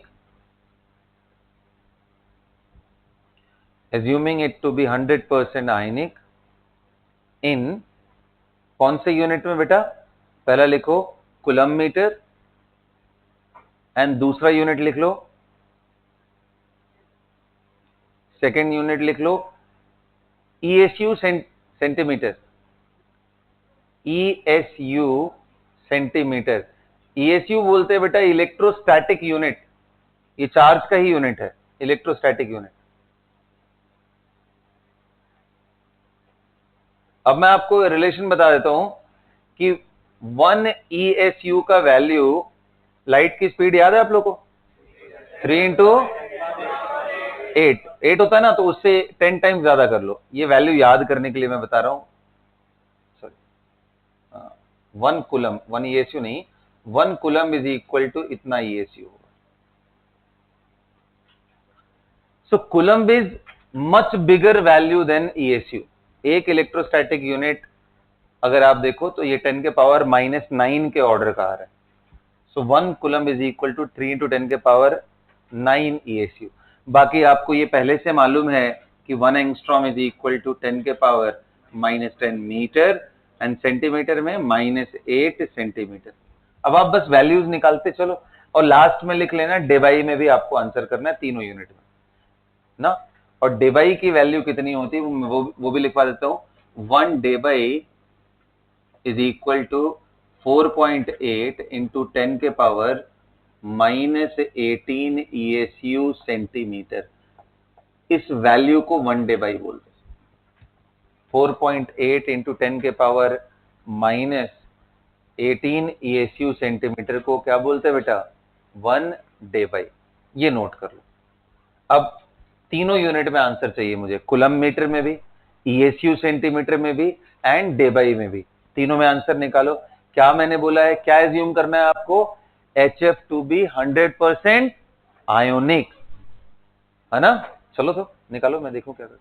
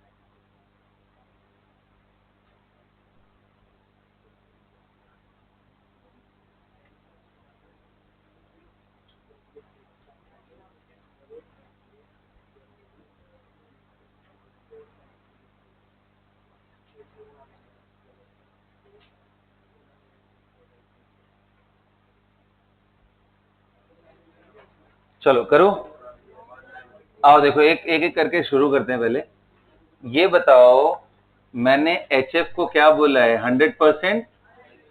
तो 100% जब आयनिक मानोगे तो इसको क्या लिखोगे? H प्लस, एंड इसको क्या लिखोगे? F minus. इनके बीच का लेंथ मैंने कितना दिया है? 1 एंगस्ट्रॉम। तो बताओ यहाँ पे Q वैल्यू कितनी आ गई? चार्ज कितना आया? इलेक्ट्रॉन पे चार्ज कितना होता है? वही चार्ज। तो 1.6 इंटू 10 के पावर, मैं मैग्नीट्यूड ले रहा हूं, साइन नहीं ले रहा हूं। Got it? 1.602 होता है, जिसको नॉर्मली इतना लिख दिया। अब बताओ डाइपोल मोमेंट, म्यू की वैल्यू कितनी होती है बेटा? Q into D. Q कितना है? 1.6 इंटू 10 के पावर माइनस 19। डी कितना है? 1 एंगस्ट्रॉम। 1 एंगस्ट्रॉम यानी -10 मीटर, और ये कूलम था। अब बताओ कूलम मीटर में आंसर तो बड़ा आसानी से आ गया ना, 1.6 इंटू 10 के पावर माइनस कितना? 29 माइनस में कूलम मीटर। ये आ गया पहला आंसर। सभी को क्लियर है? बोलो कितने लोग का सही हुआ ये तो तुरंत निकलना चाहिए। चलो अब दूसरा देखते हैं, म्यू इन ESU सेंटीमीटर। बताओ, अभी मैंने आपको सिखाया कि एक कूलम का वैल्यू ESU में कितना होता है? 3 इंटू 10 के पावर 9 ESU। ये सुनो, तो मैं एक काम करता हूं, Q की वैल्यू को मैं पहले निकाल लेता हूं। चार्ज ऑन इलेक्ट्रॉन का मैग्नीट्यूड 1.6 इंटू 10 के पावर माइनस 19 कूलम था, इसी को मैं ESU में निकालता हूं। बताओ ESU के जगह पे, कूलम के जगह पे ESU लिखूंगा तो कितना लिखना पड़ेगा? 3 इंटू 10 के पावर 9 ESU। ये सुनो, अब बताओ इंटू 3 करूंगा, 4.8 इंटू 10 के पावर कितना हो गया? -10 ESU। गॉट इट ना? अच्छा, Q ये हो गया, और लेंथ हमें सेंटीमीटर में रखना है, तो Q की वैल्यू कितनी है? Q into D. Q कितना है? 4.8 इंटू 10 के पावर -10 ESU। लेंथ कितना है? 10 के पावर -8 सेंटीमीटर। कितना हो गया? 4.8 इंटू 10 के पावर -18 सेंटीमीटर, ESU सेंटीमीटर। ये सुनो, आ गया ये भी, और सेकेंड आंसर भी हमें मिल गया। थर्ड कितने लोग कह रहे हैं सर, आपने बोला है कि 1 day by is this much. 1 day by, जिसको हम डी बोलते हैं, इज दिस मच। तो आंसर क्या आ गया? 1 D. So 1 day by is the value of dipole moment if an electron and proton is separated by a distance of 1 angstrom। क्योंकि एक proton and electron, एक प्लस क्यू एक minus Q हो गया, उनके बीच का चार्ज आपको पता है वही होगा जो हमने HF में लिखा है, और 1 एंगस्ट्रॉम हमने एज्यूम किया था उसके हिसाब से। तो अगर HF का बॉन्ड लेंथ 1 एंगस्ट्रॉम हो और अगर HF का कंप्लीट आयनिक कंपाउंड होता तो इसका डाइपोल मोमेंट 1 डे बाई आता। क्या सबको समझ में आ रहा है? अच्छा, ये यूज करके ना क्वेश्चंस ऐसे भी बनाए जा सकते हैं कि बताओ कितना परसेंटेज आयनिक कैरेक्टर है HF के अंदर। क्वेश्चन ऐसे बन सकते हैं। भाई एग्जाम में क्या देगा, आपको लेंथ बता देगा HF, मैंने अभी 1 दिया है, वो एग्जैक्ट वैल्यू जो होगी वो बताएगा, और आपको म्यू ऑब्जर्व की वैल्यू बता देगा कि कितना एक्चुअल में वैल्यू होता है डाइपोल मोमेंट का। तो क्या आप बता नहीं लोगे? भाई परसेंटेज आयनिक कैरेक्टर अगर मुझे निकालना हो तो मैं क्या लिखूंगा, म्यू कितना ऑब्जर्व्ड है अपॉन म्यू थ्योरेटिकल। थ्योरेटिकल मतलब assuming it to be 100% ionic into 100। भाई अगर 100% आयनिक होगा तो ऑब्जर्व्ड वैल्यू थ्योरेटिकल वैल्यू दोनों मैच कर जाएगी, तो 100% आ जाएगा। ऑब्जर्व्ड वैल्यू जितनी कम होती जाएगी उतना ही आयनिक कैरेक्टर कम होगा, क्योंकि चार्जेस का सेपरेशन उतना ही कम होता चला।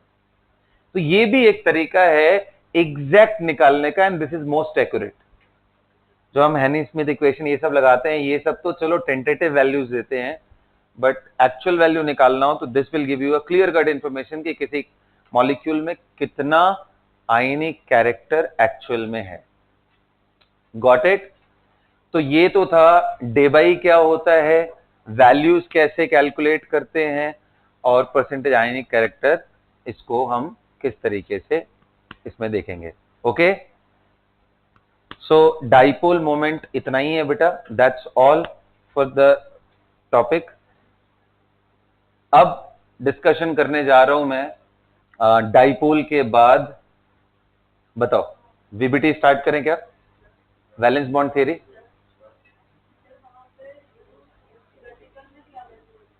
थ्योरेटिकल वो दिया, अच्छा थ्योरेटिकल का मतलब यहां पे है assuming it to be 100% ion, जो वैल्यू निकाल रहे हो तुम। नहीं 100 क्यों, 1D जो आया था हमारा, ये वैल्यू दी रहेगी तुम्हें ऑब्जर्व की, और 100% आयनिक एज्यूम करते समय वैल्यू निकालोगे ना। हाँ, ये 1 एंगस्ट्रॉम था तो इतना आ रहा है, 2 एंगस्ट्रॉम होता तो 2D आता, 1.3 एंगस्ट्रॉम रहता तो 1.3D आता। तो थ्योरेटिकली का मतलब क्या है कि आप एज्यूमिंग 100% आयनिक कंपाउंड है वो आप कर रहे हो, ठीक है। चलो अच्छा, वीबीटी आज नहीं पढ़ाता हूं, उससे छोटे टॉपिक हैं, bond length, bond order, bond energy, इनके बारे में। बॉन्ड ऑर्डर मैंने पहले ही पढ़ा दिया आपको, ठीक है। अब देखेंगे बॉन्ड लेंथ कैसे देखना है, बॉन्ड एनर्जी, ये आ रहा है टेस्ट में इसलिए बता। लिखो,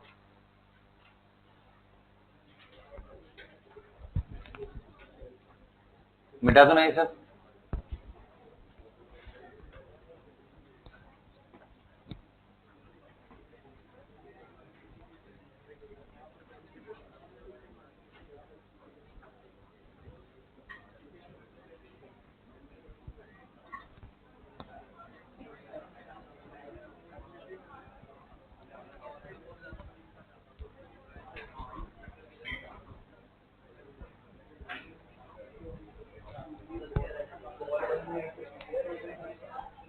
आओ देखते हैं, हेडिंग डालो आप, बॉन्ड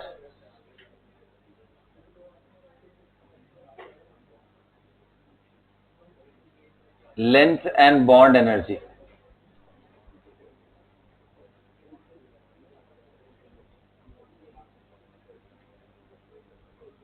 ठीक है, अब देखो बेटा, अगर आपको पूछा जाए कि बॉन्ड लेंथ क्या है, तो कितना सिंपल सा ये डेफिनेशन है कि आप कोई भी बॉन्डेड मॉलिक्यूल लेते हो तो दो बॉन्डेड एटम के बीच का जो डिस्टेंस है, यानी उनके न्यूक्लियस के बीच का डिस्टेंस, वही बॉन्ड लेंथ। लिखो, the distance between two bonded, the distance between the nucleus of two bonded atom,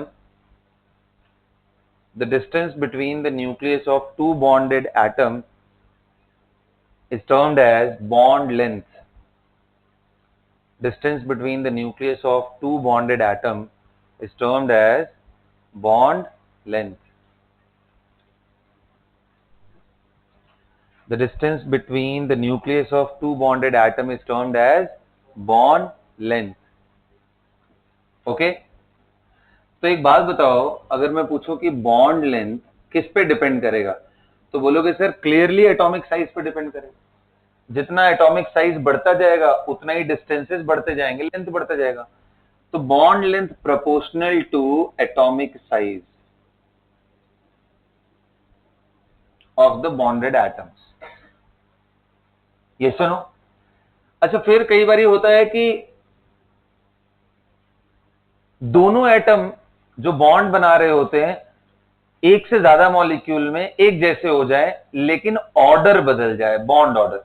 example, जैसे मैं बात करूं सीओ, तो आपको मालूम है कि सीओ में ये ट्रिपल बॉन्ड होता है, एक डेटिव है, बाकी दो normal.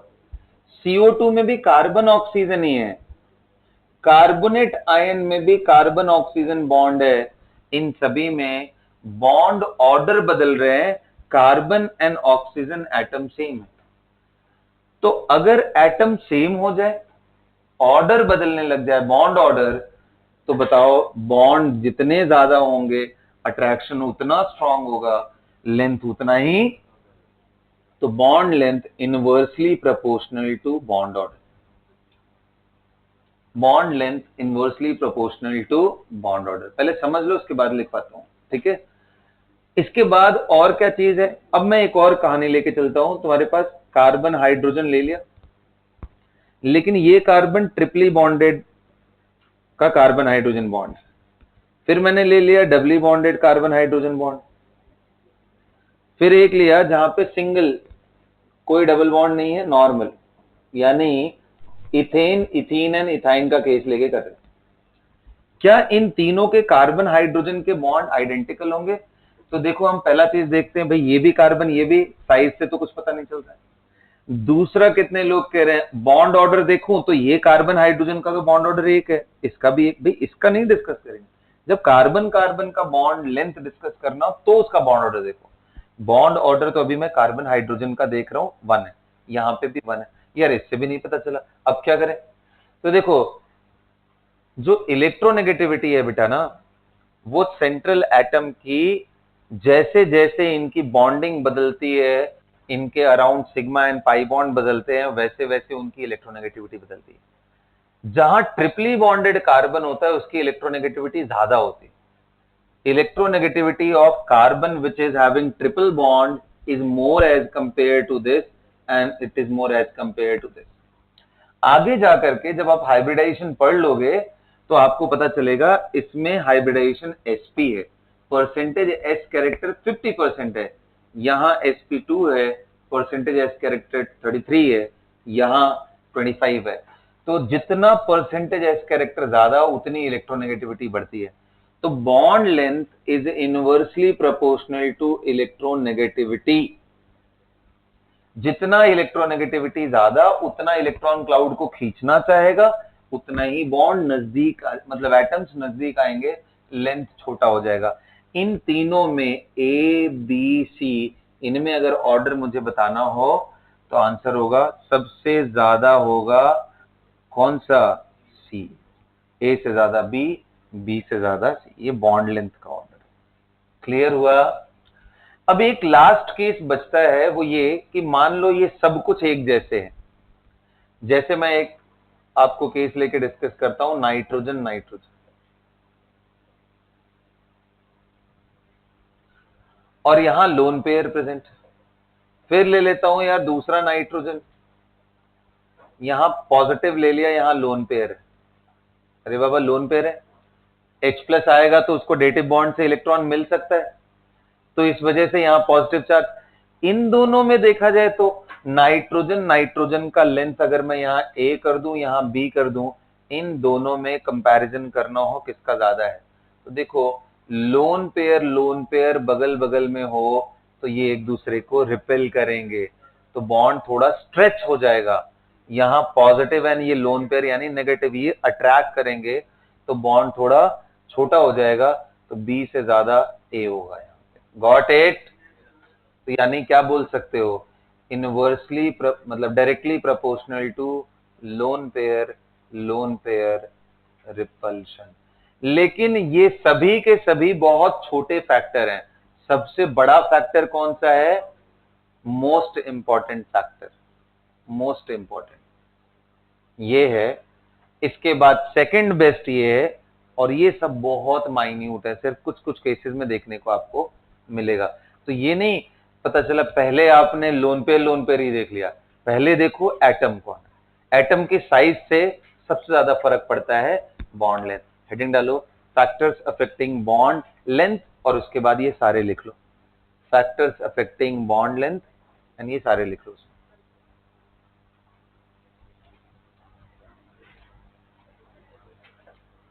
Factors affecting bond length, और उसमें ये सारे पॉइंट्स लिख लो। कर लिया?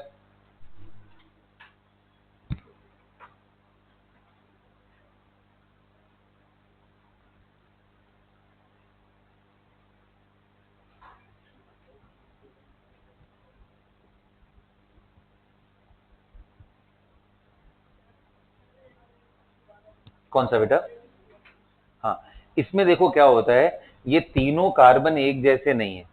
ये 4 सिग्मा बॉन्ड बनाया है, इसने 3 सिग्मा, इसने 2 सिग्मा। जितने सिग्मा कम होते जाएंगे उतना इलेक्ट्रोनेगेटिविटी बढ़ती जाती है, जितने ज्यादा पाई बॉन्ड बनते हैं। इसको आगे चल करके हम लोग जब हाइब्रिडाइजेशन पढ़ेंगे तो वहां पे पता चलेगा कि ये एक्चुअल में परसेंटेज एस कैरेक्टर की वजह से होता है, तो उसको मैं आगे एक्सप्लेन करूंगा। अभी ये दिमाग में रख लो कि जो ट्रिपली बॉन्डेड कार्बन हो उसकी इलेक्ट्रोनेगेटिविटी ज्यादा होती है as compare to doubly bonded carbon, as compare to single bonded. ठीक है, मोर इलेक्ट्रोनेगेटिविटी तो लेंथ कम होता जाए। एटॉमिक साइज वाला क्या बताऊं? क्यों लेते हैं? क्योंकि एटम का साइज बढ़ जाएगा तो लेंथ ऐसे ही बढ़ जाएगा।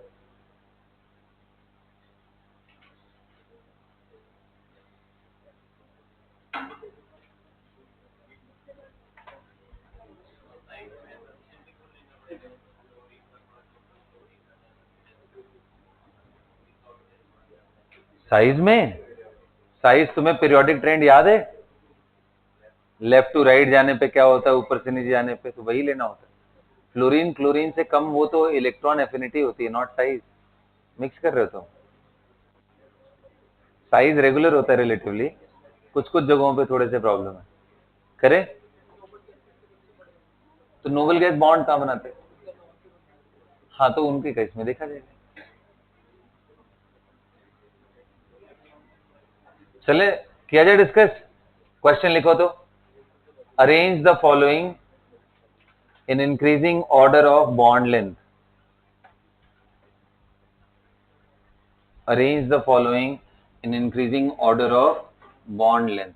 पहला देखो, बताओ मैंने लिया है HF, फिर लिया है HCl, फिर लिया है HBr, फिर लिया है HI। इनमें बॉन्ड लेंथ का ऑर्डर बताओ, किसका लेंथ ज्यादा होगा? तो देखो बदल क्या रहा है, पहला फैक्टर क्या है? साइज। हाइड्रोजन सब में सेम। यहां फ्लोरीन क्लोरीन ब्रोमीन आयोडीन, बताओ फ्लोरीन एंड ब्रोमीन आयोडीन में सबसे बड़ा कौन? तो ये लेंथ सबसे ज्यादा होगा, तो बॉन्ड लेंथ बिल्कुल ऐसा।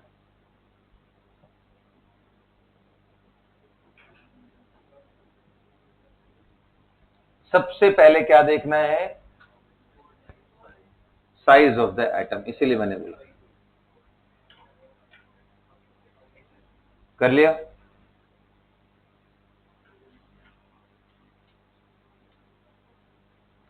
बताओ अगला मैं ले रहा हूं, H2O में बॉन्ड लेंथ एंड OF2 में बॉन्ड लेंथ, आपके हिसाब से कौन ज्यादा होगा? किसका बॉन्ड लेंथ ज्यादा होगा? The right answer is OF2। बेटा हाइड्रोजन बहुत छोटा होता है फ्लोरीन की कंपैरिजन।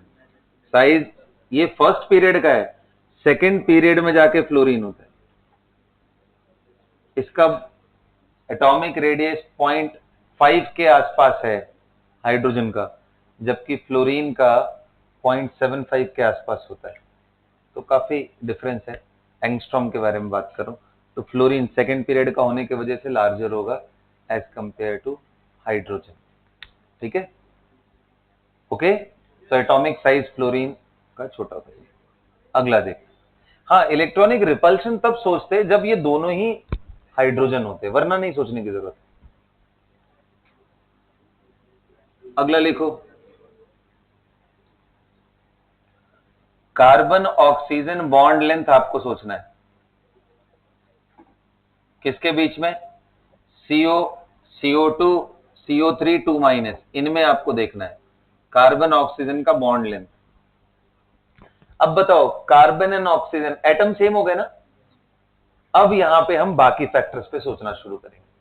तो सेकंड बेस्ट कौन सा था, ये है, हाँ दिस इज सेकंड बेस्ट, इस पे दिमाग लगाना है।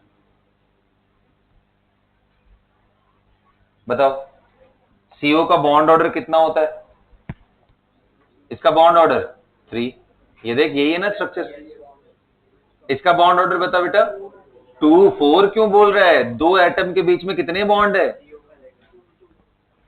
और इसके बीच में बॉन्ड ऑर्डर कितना है 1.33। क्या सबको समझ आ रहा है, क्योंकि जब आप कार्बोनेट बनाते हो तो कार्बोनेट के रेजोनेटिंग स्ट्रक्चर्स बनते हैं, और इस वजह से कार्बोनेट का जो बॉन्ड ऑर्डर है वो फ्रैक्शनल वैल्यू होता है।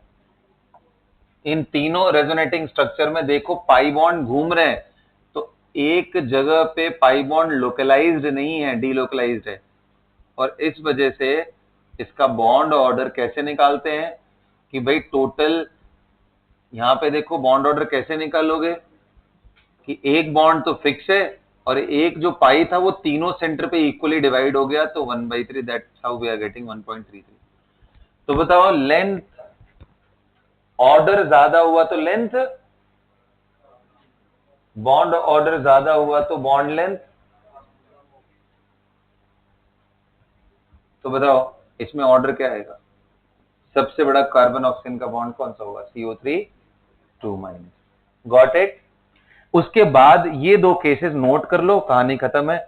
द बॉन्ड लेंथ जो मैंने आपको इस केस में दिखाया था, bond length of carbon hydrogen of CH bond in ethane, ethene and ethane, ethene and ethyne, इनमें ऑर्डर जो मैंने आपको समझाया था वही, और इन दोनों में भी कंपैरिजन कर लो। इसी के साथ हमारा बॉन्ड लेंथ खत्म होती है, बड़े छोटे छोटे टॉपिक है। अगला हेडिंग डालो, bond energy, last topic and खत्म है हमारा।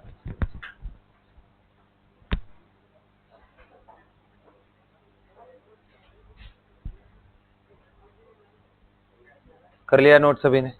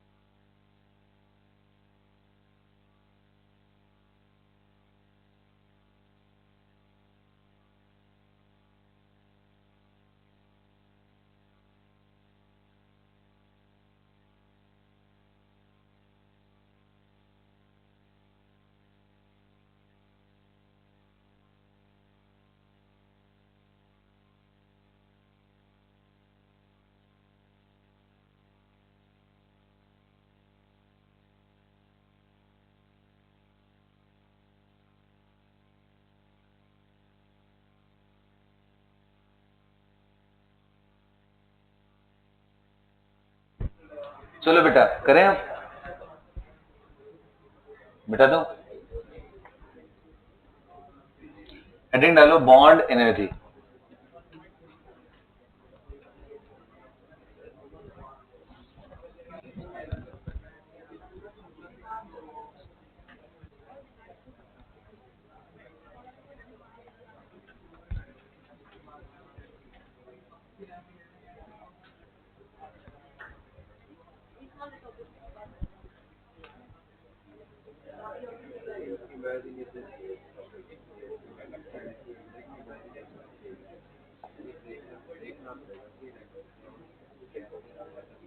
हाँ जी बिल्कुल, बात नहीं, ध्यान से सुनिए। देखो नाम से ही क्लियर होगा, बॉन्ड एनर्जी का मतलब क्या है, amount of energy released when a particular bond is formed और the amount of energy required to break a bond. ये सुनो, अब क्योंकि एक बॉन्ड को ब्रेक करने में एनर्जी बड़ी कम लगती है, तो इसलिए एक मोल का हमेशा डेफिनेशन होता है, तो इसलिए बोलते हैं कि bond energy is the amount of energy required to break 1 mole of specified bond. लिखो, bond energy is the amount of energy required to break 1 mole of specified bond, 1 mole of specified bond, 1 mole of specified bond, है ना। अब दिमाग में ये आएगा कि sir specified bond का जो बॉन्ड ब्रेकिंग है वो किस तरीके से आप करना चाहते हो। जैसे ए एंड बी है, इसके बॉन्ड को 2 तरीके से तोड़ा जा सकता है। एक ब्रेकिंग का तरीका है हेट्रोलाइसिस। हेट्रोलाइसिस का मतलब ये तोड़ करके इसके ऊपर डाल दो, ये बॉन्ड तोड़ दो, इसको प्लस बना दो, इसको माइनस बना दो, आयंस के फॉर्म में तोड़ दो। क्या ये बॉन्ड एनर्जी है, या बॉन्ड एनर्जी दूसरी वाली जो मैं बोल रहा हूं होमोलाइसिस। होमोलाइसिस का मतलब ऐसे तोड़ो कि ए का इलेक्ट्रॉन ए के पास, बी का इलेक्ट्रॉन बी के पास चला जाए। कौन सी वाली? तो आंसर है this is termed as bond energy. ये नहीं, क्योंकि आप सोचो बॉन्ड बनता कैसे है, 2 एटम अपने इलेक्ट्रॉन को शेयर करते हैं, वैसे ही बनता है ना। तो आप ब्रेक जब करो तो उनके इलेक्ट्रॉन को वापस कर दो। अब आयनिक फैशन में ब्रेक करोगे तो गड़बड़।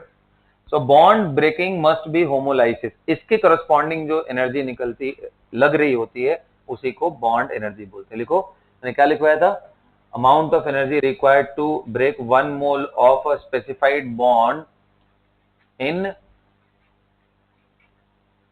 Through homolytic cleavage. लिख लो, थ्रू होमोलाइसिस।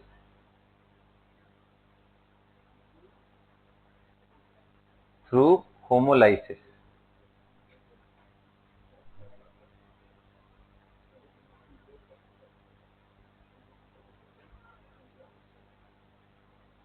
Through homolysis. कर लिया ना। तो दिस इज बॉन्ड। अच्छा, कभी एग्जाम में पूछ ले कि यार ये बताओ इनमें इनमें एनर्जी ज्यादा किस में लगेगी, प्लस माइनस के फॉर्म में रखने में या ऐसे। Answer is in this way it requires nearly 4 times more energy than this. आप किसी बॉन्ड को आयनिक फैशन में ब्रेक करने की कोशिश करो तो 4 गुना ज्यादा एनर्जी लगता है एज कंपेयर टू उसको होमोलाइसिस। क्योंकि होमोलाइसिस में आपने सिर्फ तोड़ दिया तो ही वो गैस हो गए, लेकिन इनको ब्रेक करके इनको सेपरेट करने में एनर्जी बहुत ज्यादा लगती है। सो इसलिए गैसियस फॉर्म लिख रहा हूं।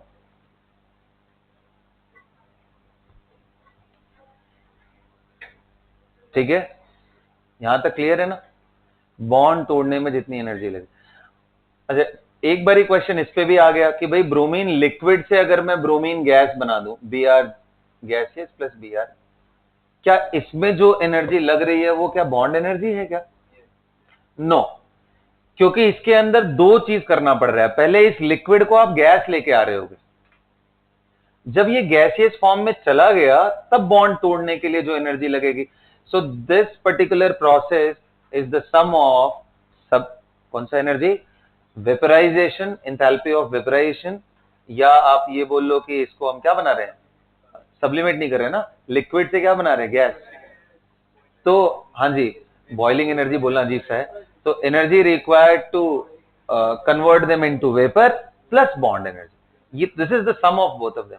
इसलिए बॉन्ड एनर्जी के लिए जरूरी है कि मॉलिक्यूल्स पहले गैसियस फॉर्म में आ जाए, ताकि अब जो भी बॉन्ड ब्रेक करना हो सिर्फ वही एनर्जी कंज्यूम।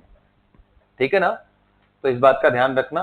तो बॉन्ड एनर्जी के लिए हमें बिल्कुल गैस फॉर्म से, मतलब यहां से जो B R plus B R बन रहा होगा, this is bond energy, this is sum of bond energy plus vaporization energy. सबको समझ में आ गया? हाँ। अब एक बात बताओ, बॉन्ड एनर्जी की वैल्यू आपके हिसाब से फैक्टर्स की बात करें किस पे डिपेंड करनी चाहिए सबसे ज्यादा? सबसे strength of bond. Strength of bond किस पे डिपेंड करेगा कि यार बॉन्ड ऑर्डर 1 है या 2 है या 3। ट्रिपल बॉन्ड बन जाएगा, उसको ब्रेक करने में बहुत एनर्जी लगेगा, डबल हुआ तो कम लगेगा, सिंगल हुआ तो और कम। Bond energy is proportional to bond. Yes और no? Inversely proportional to bond length. ये बता, अगर HF और HCl इनके बॉन्ड में लेंथ अगर इसका ज्यादा है तो इसको ब्रेक करना आसान होगा, क्योंकि इनके बीच में अट्रैक्शन उतना स्ट्रांग नहीं होगा। Inversely proportional to, directly proportional to lone pair repulsion. Do you agree? अगर वो लोन पेयर रिपल्शन है, जैसे मैं पूछूं कि बेटा NH2 में लोन पेयर रिपल्शन है, इसका बॉन्ड एनर्जी के बारे में बताओ। और अगर मैं इसी को NH3 प्लस एंड NH2 डाल दूं, यहां एक लोन पेयर है लेकिन यहां पॉजिटिव चार्ज, तो लोन पेयर। लेकिन लोन पेयर रिपल्शन सिर्फ देखना सेकेंड पीरियड के लिए। क्यों सेकेंड पीरियड एलिमेंट्स के लिए? क्योंकि उन्हीं का साइज छोटा होता है, लोन पेयर नजदीक होता है, वहां ज्यादा प्रॉब्लम होती है।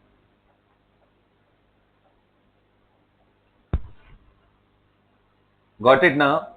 और बॉन्ड एनर्जी ज्यादा होगी, वैसे तो वो लेंथ के अंदर आ जाएगा अगर इलेक्ट्रोनेगेटिविटी ज्यादा हो जाए, वो उसी के अंदर आ जाएगा। अब एग्जांपल की मैं बात करूं तो बॉन्ड ऑर्डर का भी एग्जांपल मैंने कराया था तुम्हें, CO3 2- CO2 एंड CO। बताओ बॉन्ड एनर्जी अगर मैं पूछूं कार्बन ऑक्सीजन की किस में सबसे ज्यादा होगी, तो तुम्हें पता है कि बॉन्ड ऑर्डर इसका 1.33, इसका 2 और इसका 3। This will be the order. Yes और नो? अच्छा, अभी लेंथ वाली बात मैं आपसे बता दूं तो HF HCl HBr, बताओ बॉन्ड एनर्जी किसकी ज्यादा होगी? HF की। HBr नहीं बेटा, लेंथ बढ़ेगा तो बॉन्ड इजीली ब्रेक कर सकते हो। This we are checking by bond length. कौन सा डिसाइडिंग फैक्टर है? Bond length. हाँ, अब जो सबसे इंपॉर्टेंट बात है, यानी ये लोन पे रिपल्शन वाली, वो एक जगह देख लो, और वही लास्ट चीज है, और इसी के साथ आज का क्लास खत्म होगा। मैं ये मिटा दूं सब?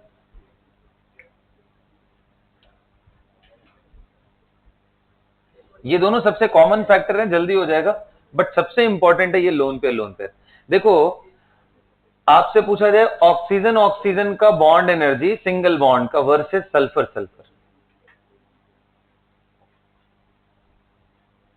नाइट्रोजन का बॉन्ड एनर्जी वर्सेस फास्फोरस का बॉन्ड एनर्जी।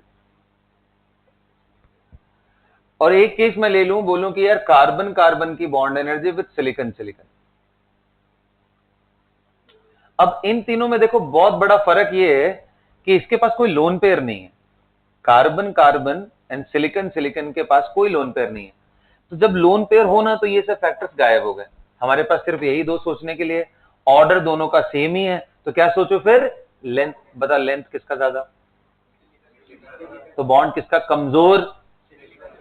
तो बॉन्ड एनर्जी का ऑर्डर ही inversely proportional to bond length. Got it? यहां देख, ऑक्सीजन सल्फर दोनों के पास लोन पेयर है ना? लेंथ वाइज छोटा कौन है? ऑक्सीजन। एनर्जी ज्यादा किसकी होनी चाहिए? ऑक्सीजन की। लेकिन अगर लोन पेयर देख ले तो लोन पेयर रिपल्शन यहां पे भी है, यहां पे भी है, लेकिन मैंने अभी समझाया था लोन पेयर रिपल्शन कहां पे डोमिनेटिंग होता है? इनके बॉन्ड कमजोर हो जाएंगे, क्योंकि रिपल्शन होने से इनके बीच की जो शेयरिंग है वो अच्छी नहीं होगी। तो ये बिल्कुल उल्टा आता है जो हम लेंथ से सोच रहे होते हैं। इसलिए इसका answer sulphur is having better bond as compare to oxygen like that यहां। और फ्लोरीन वाले ग्रुप में तो इतना ज्यादा फर्क पड़ता है इसमें कि इसकी जो बॉन्ड एनर्जी है वो यहां खिसक के आ जाती है। मतलब इसमें ऑर्डर Cl2 सबसे ज्यादा, followed by Br2 and then F2, and तब जाकर के कौन सा आता है? I2।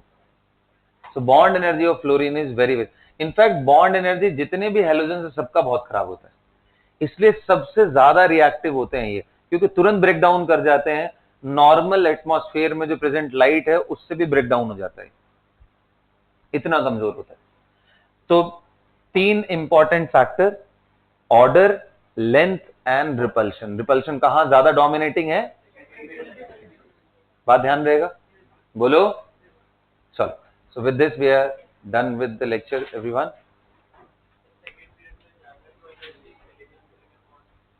हाँ, वही मैं समझा रहा था। देखिए, इसका क्वेश्चन क्या है कि सिलिकॉन सिलिकॉन वाले का देख लो सर, सिलिकॉन सिलिकॉन में कोई लोन पेयर है क्या?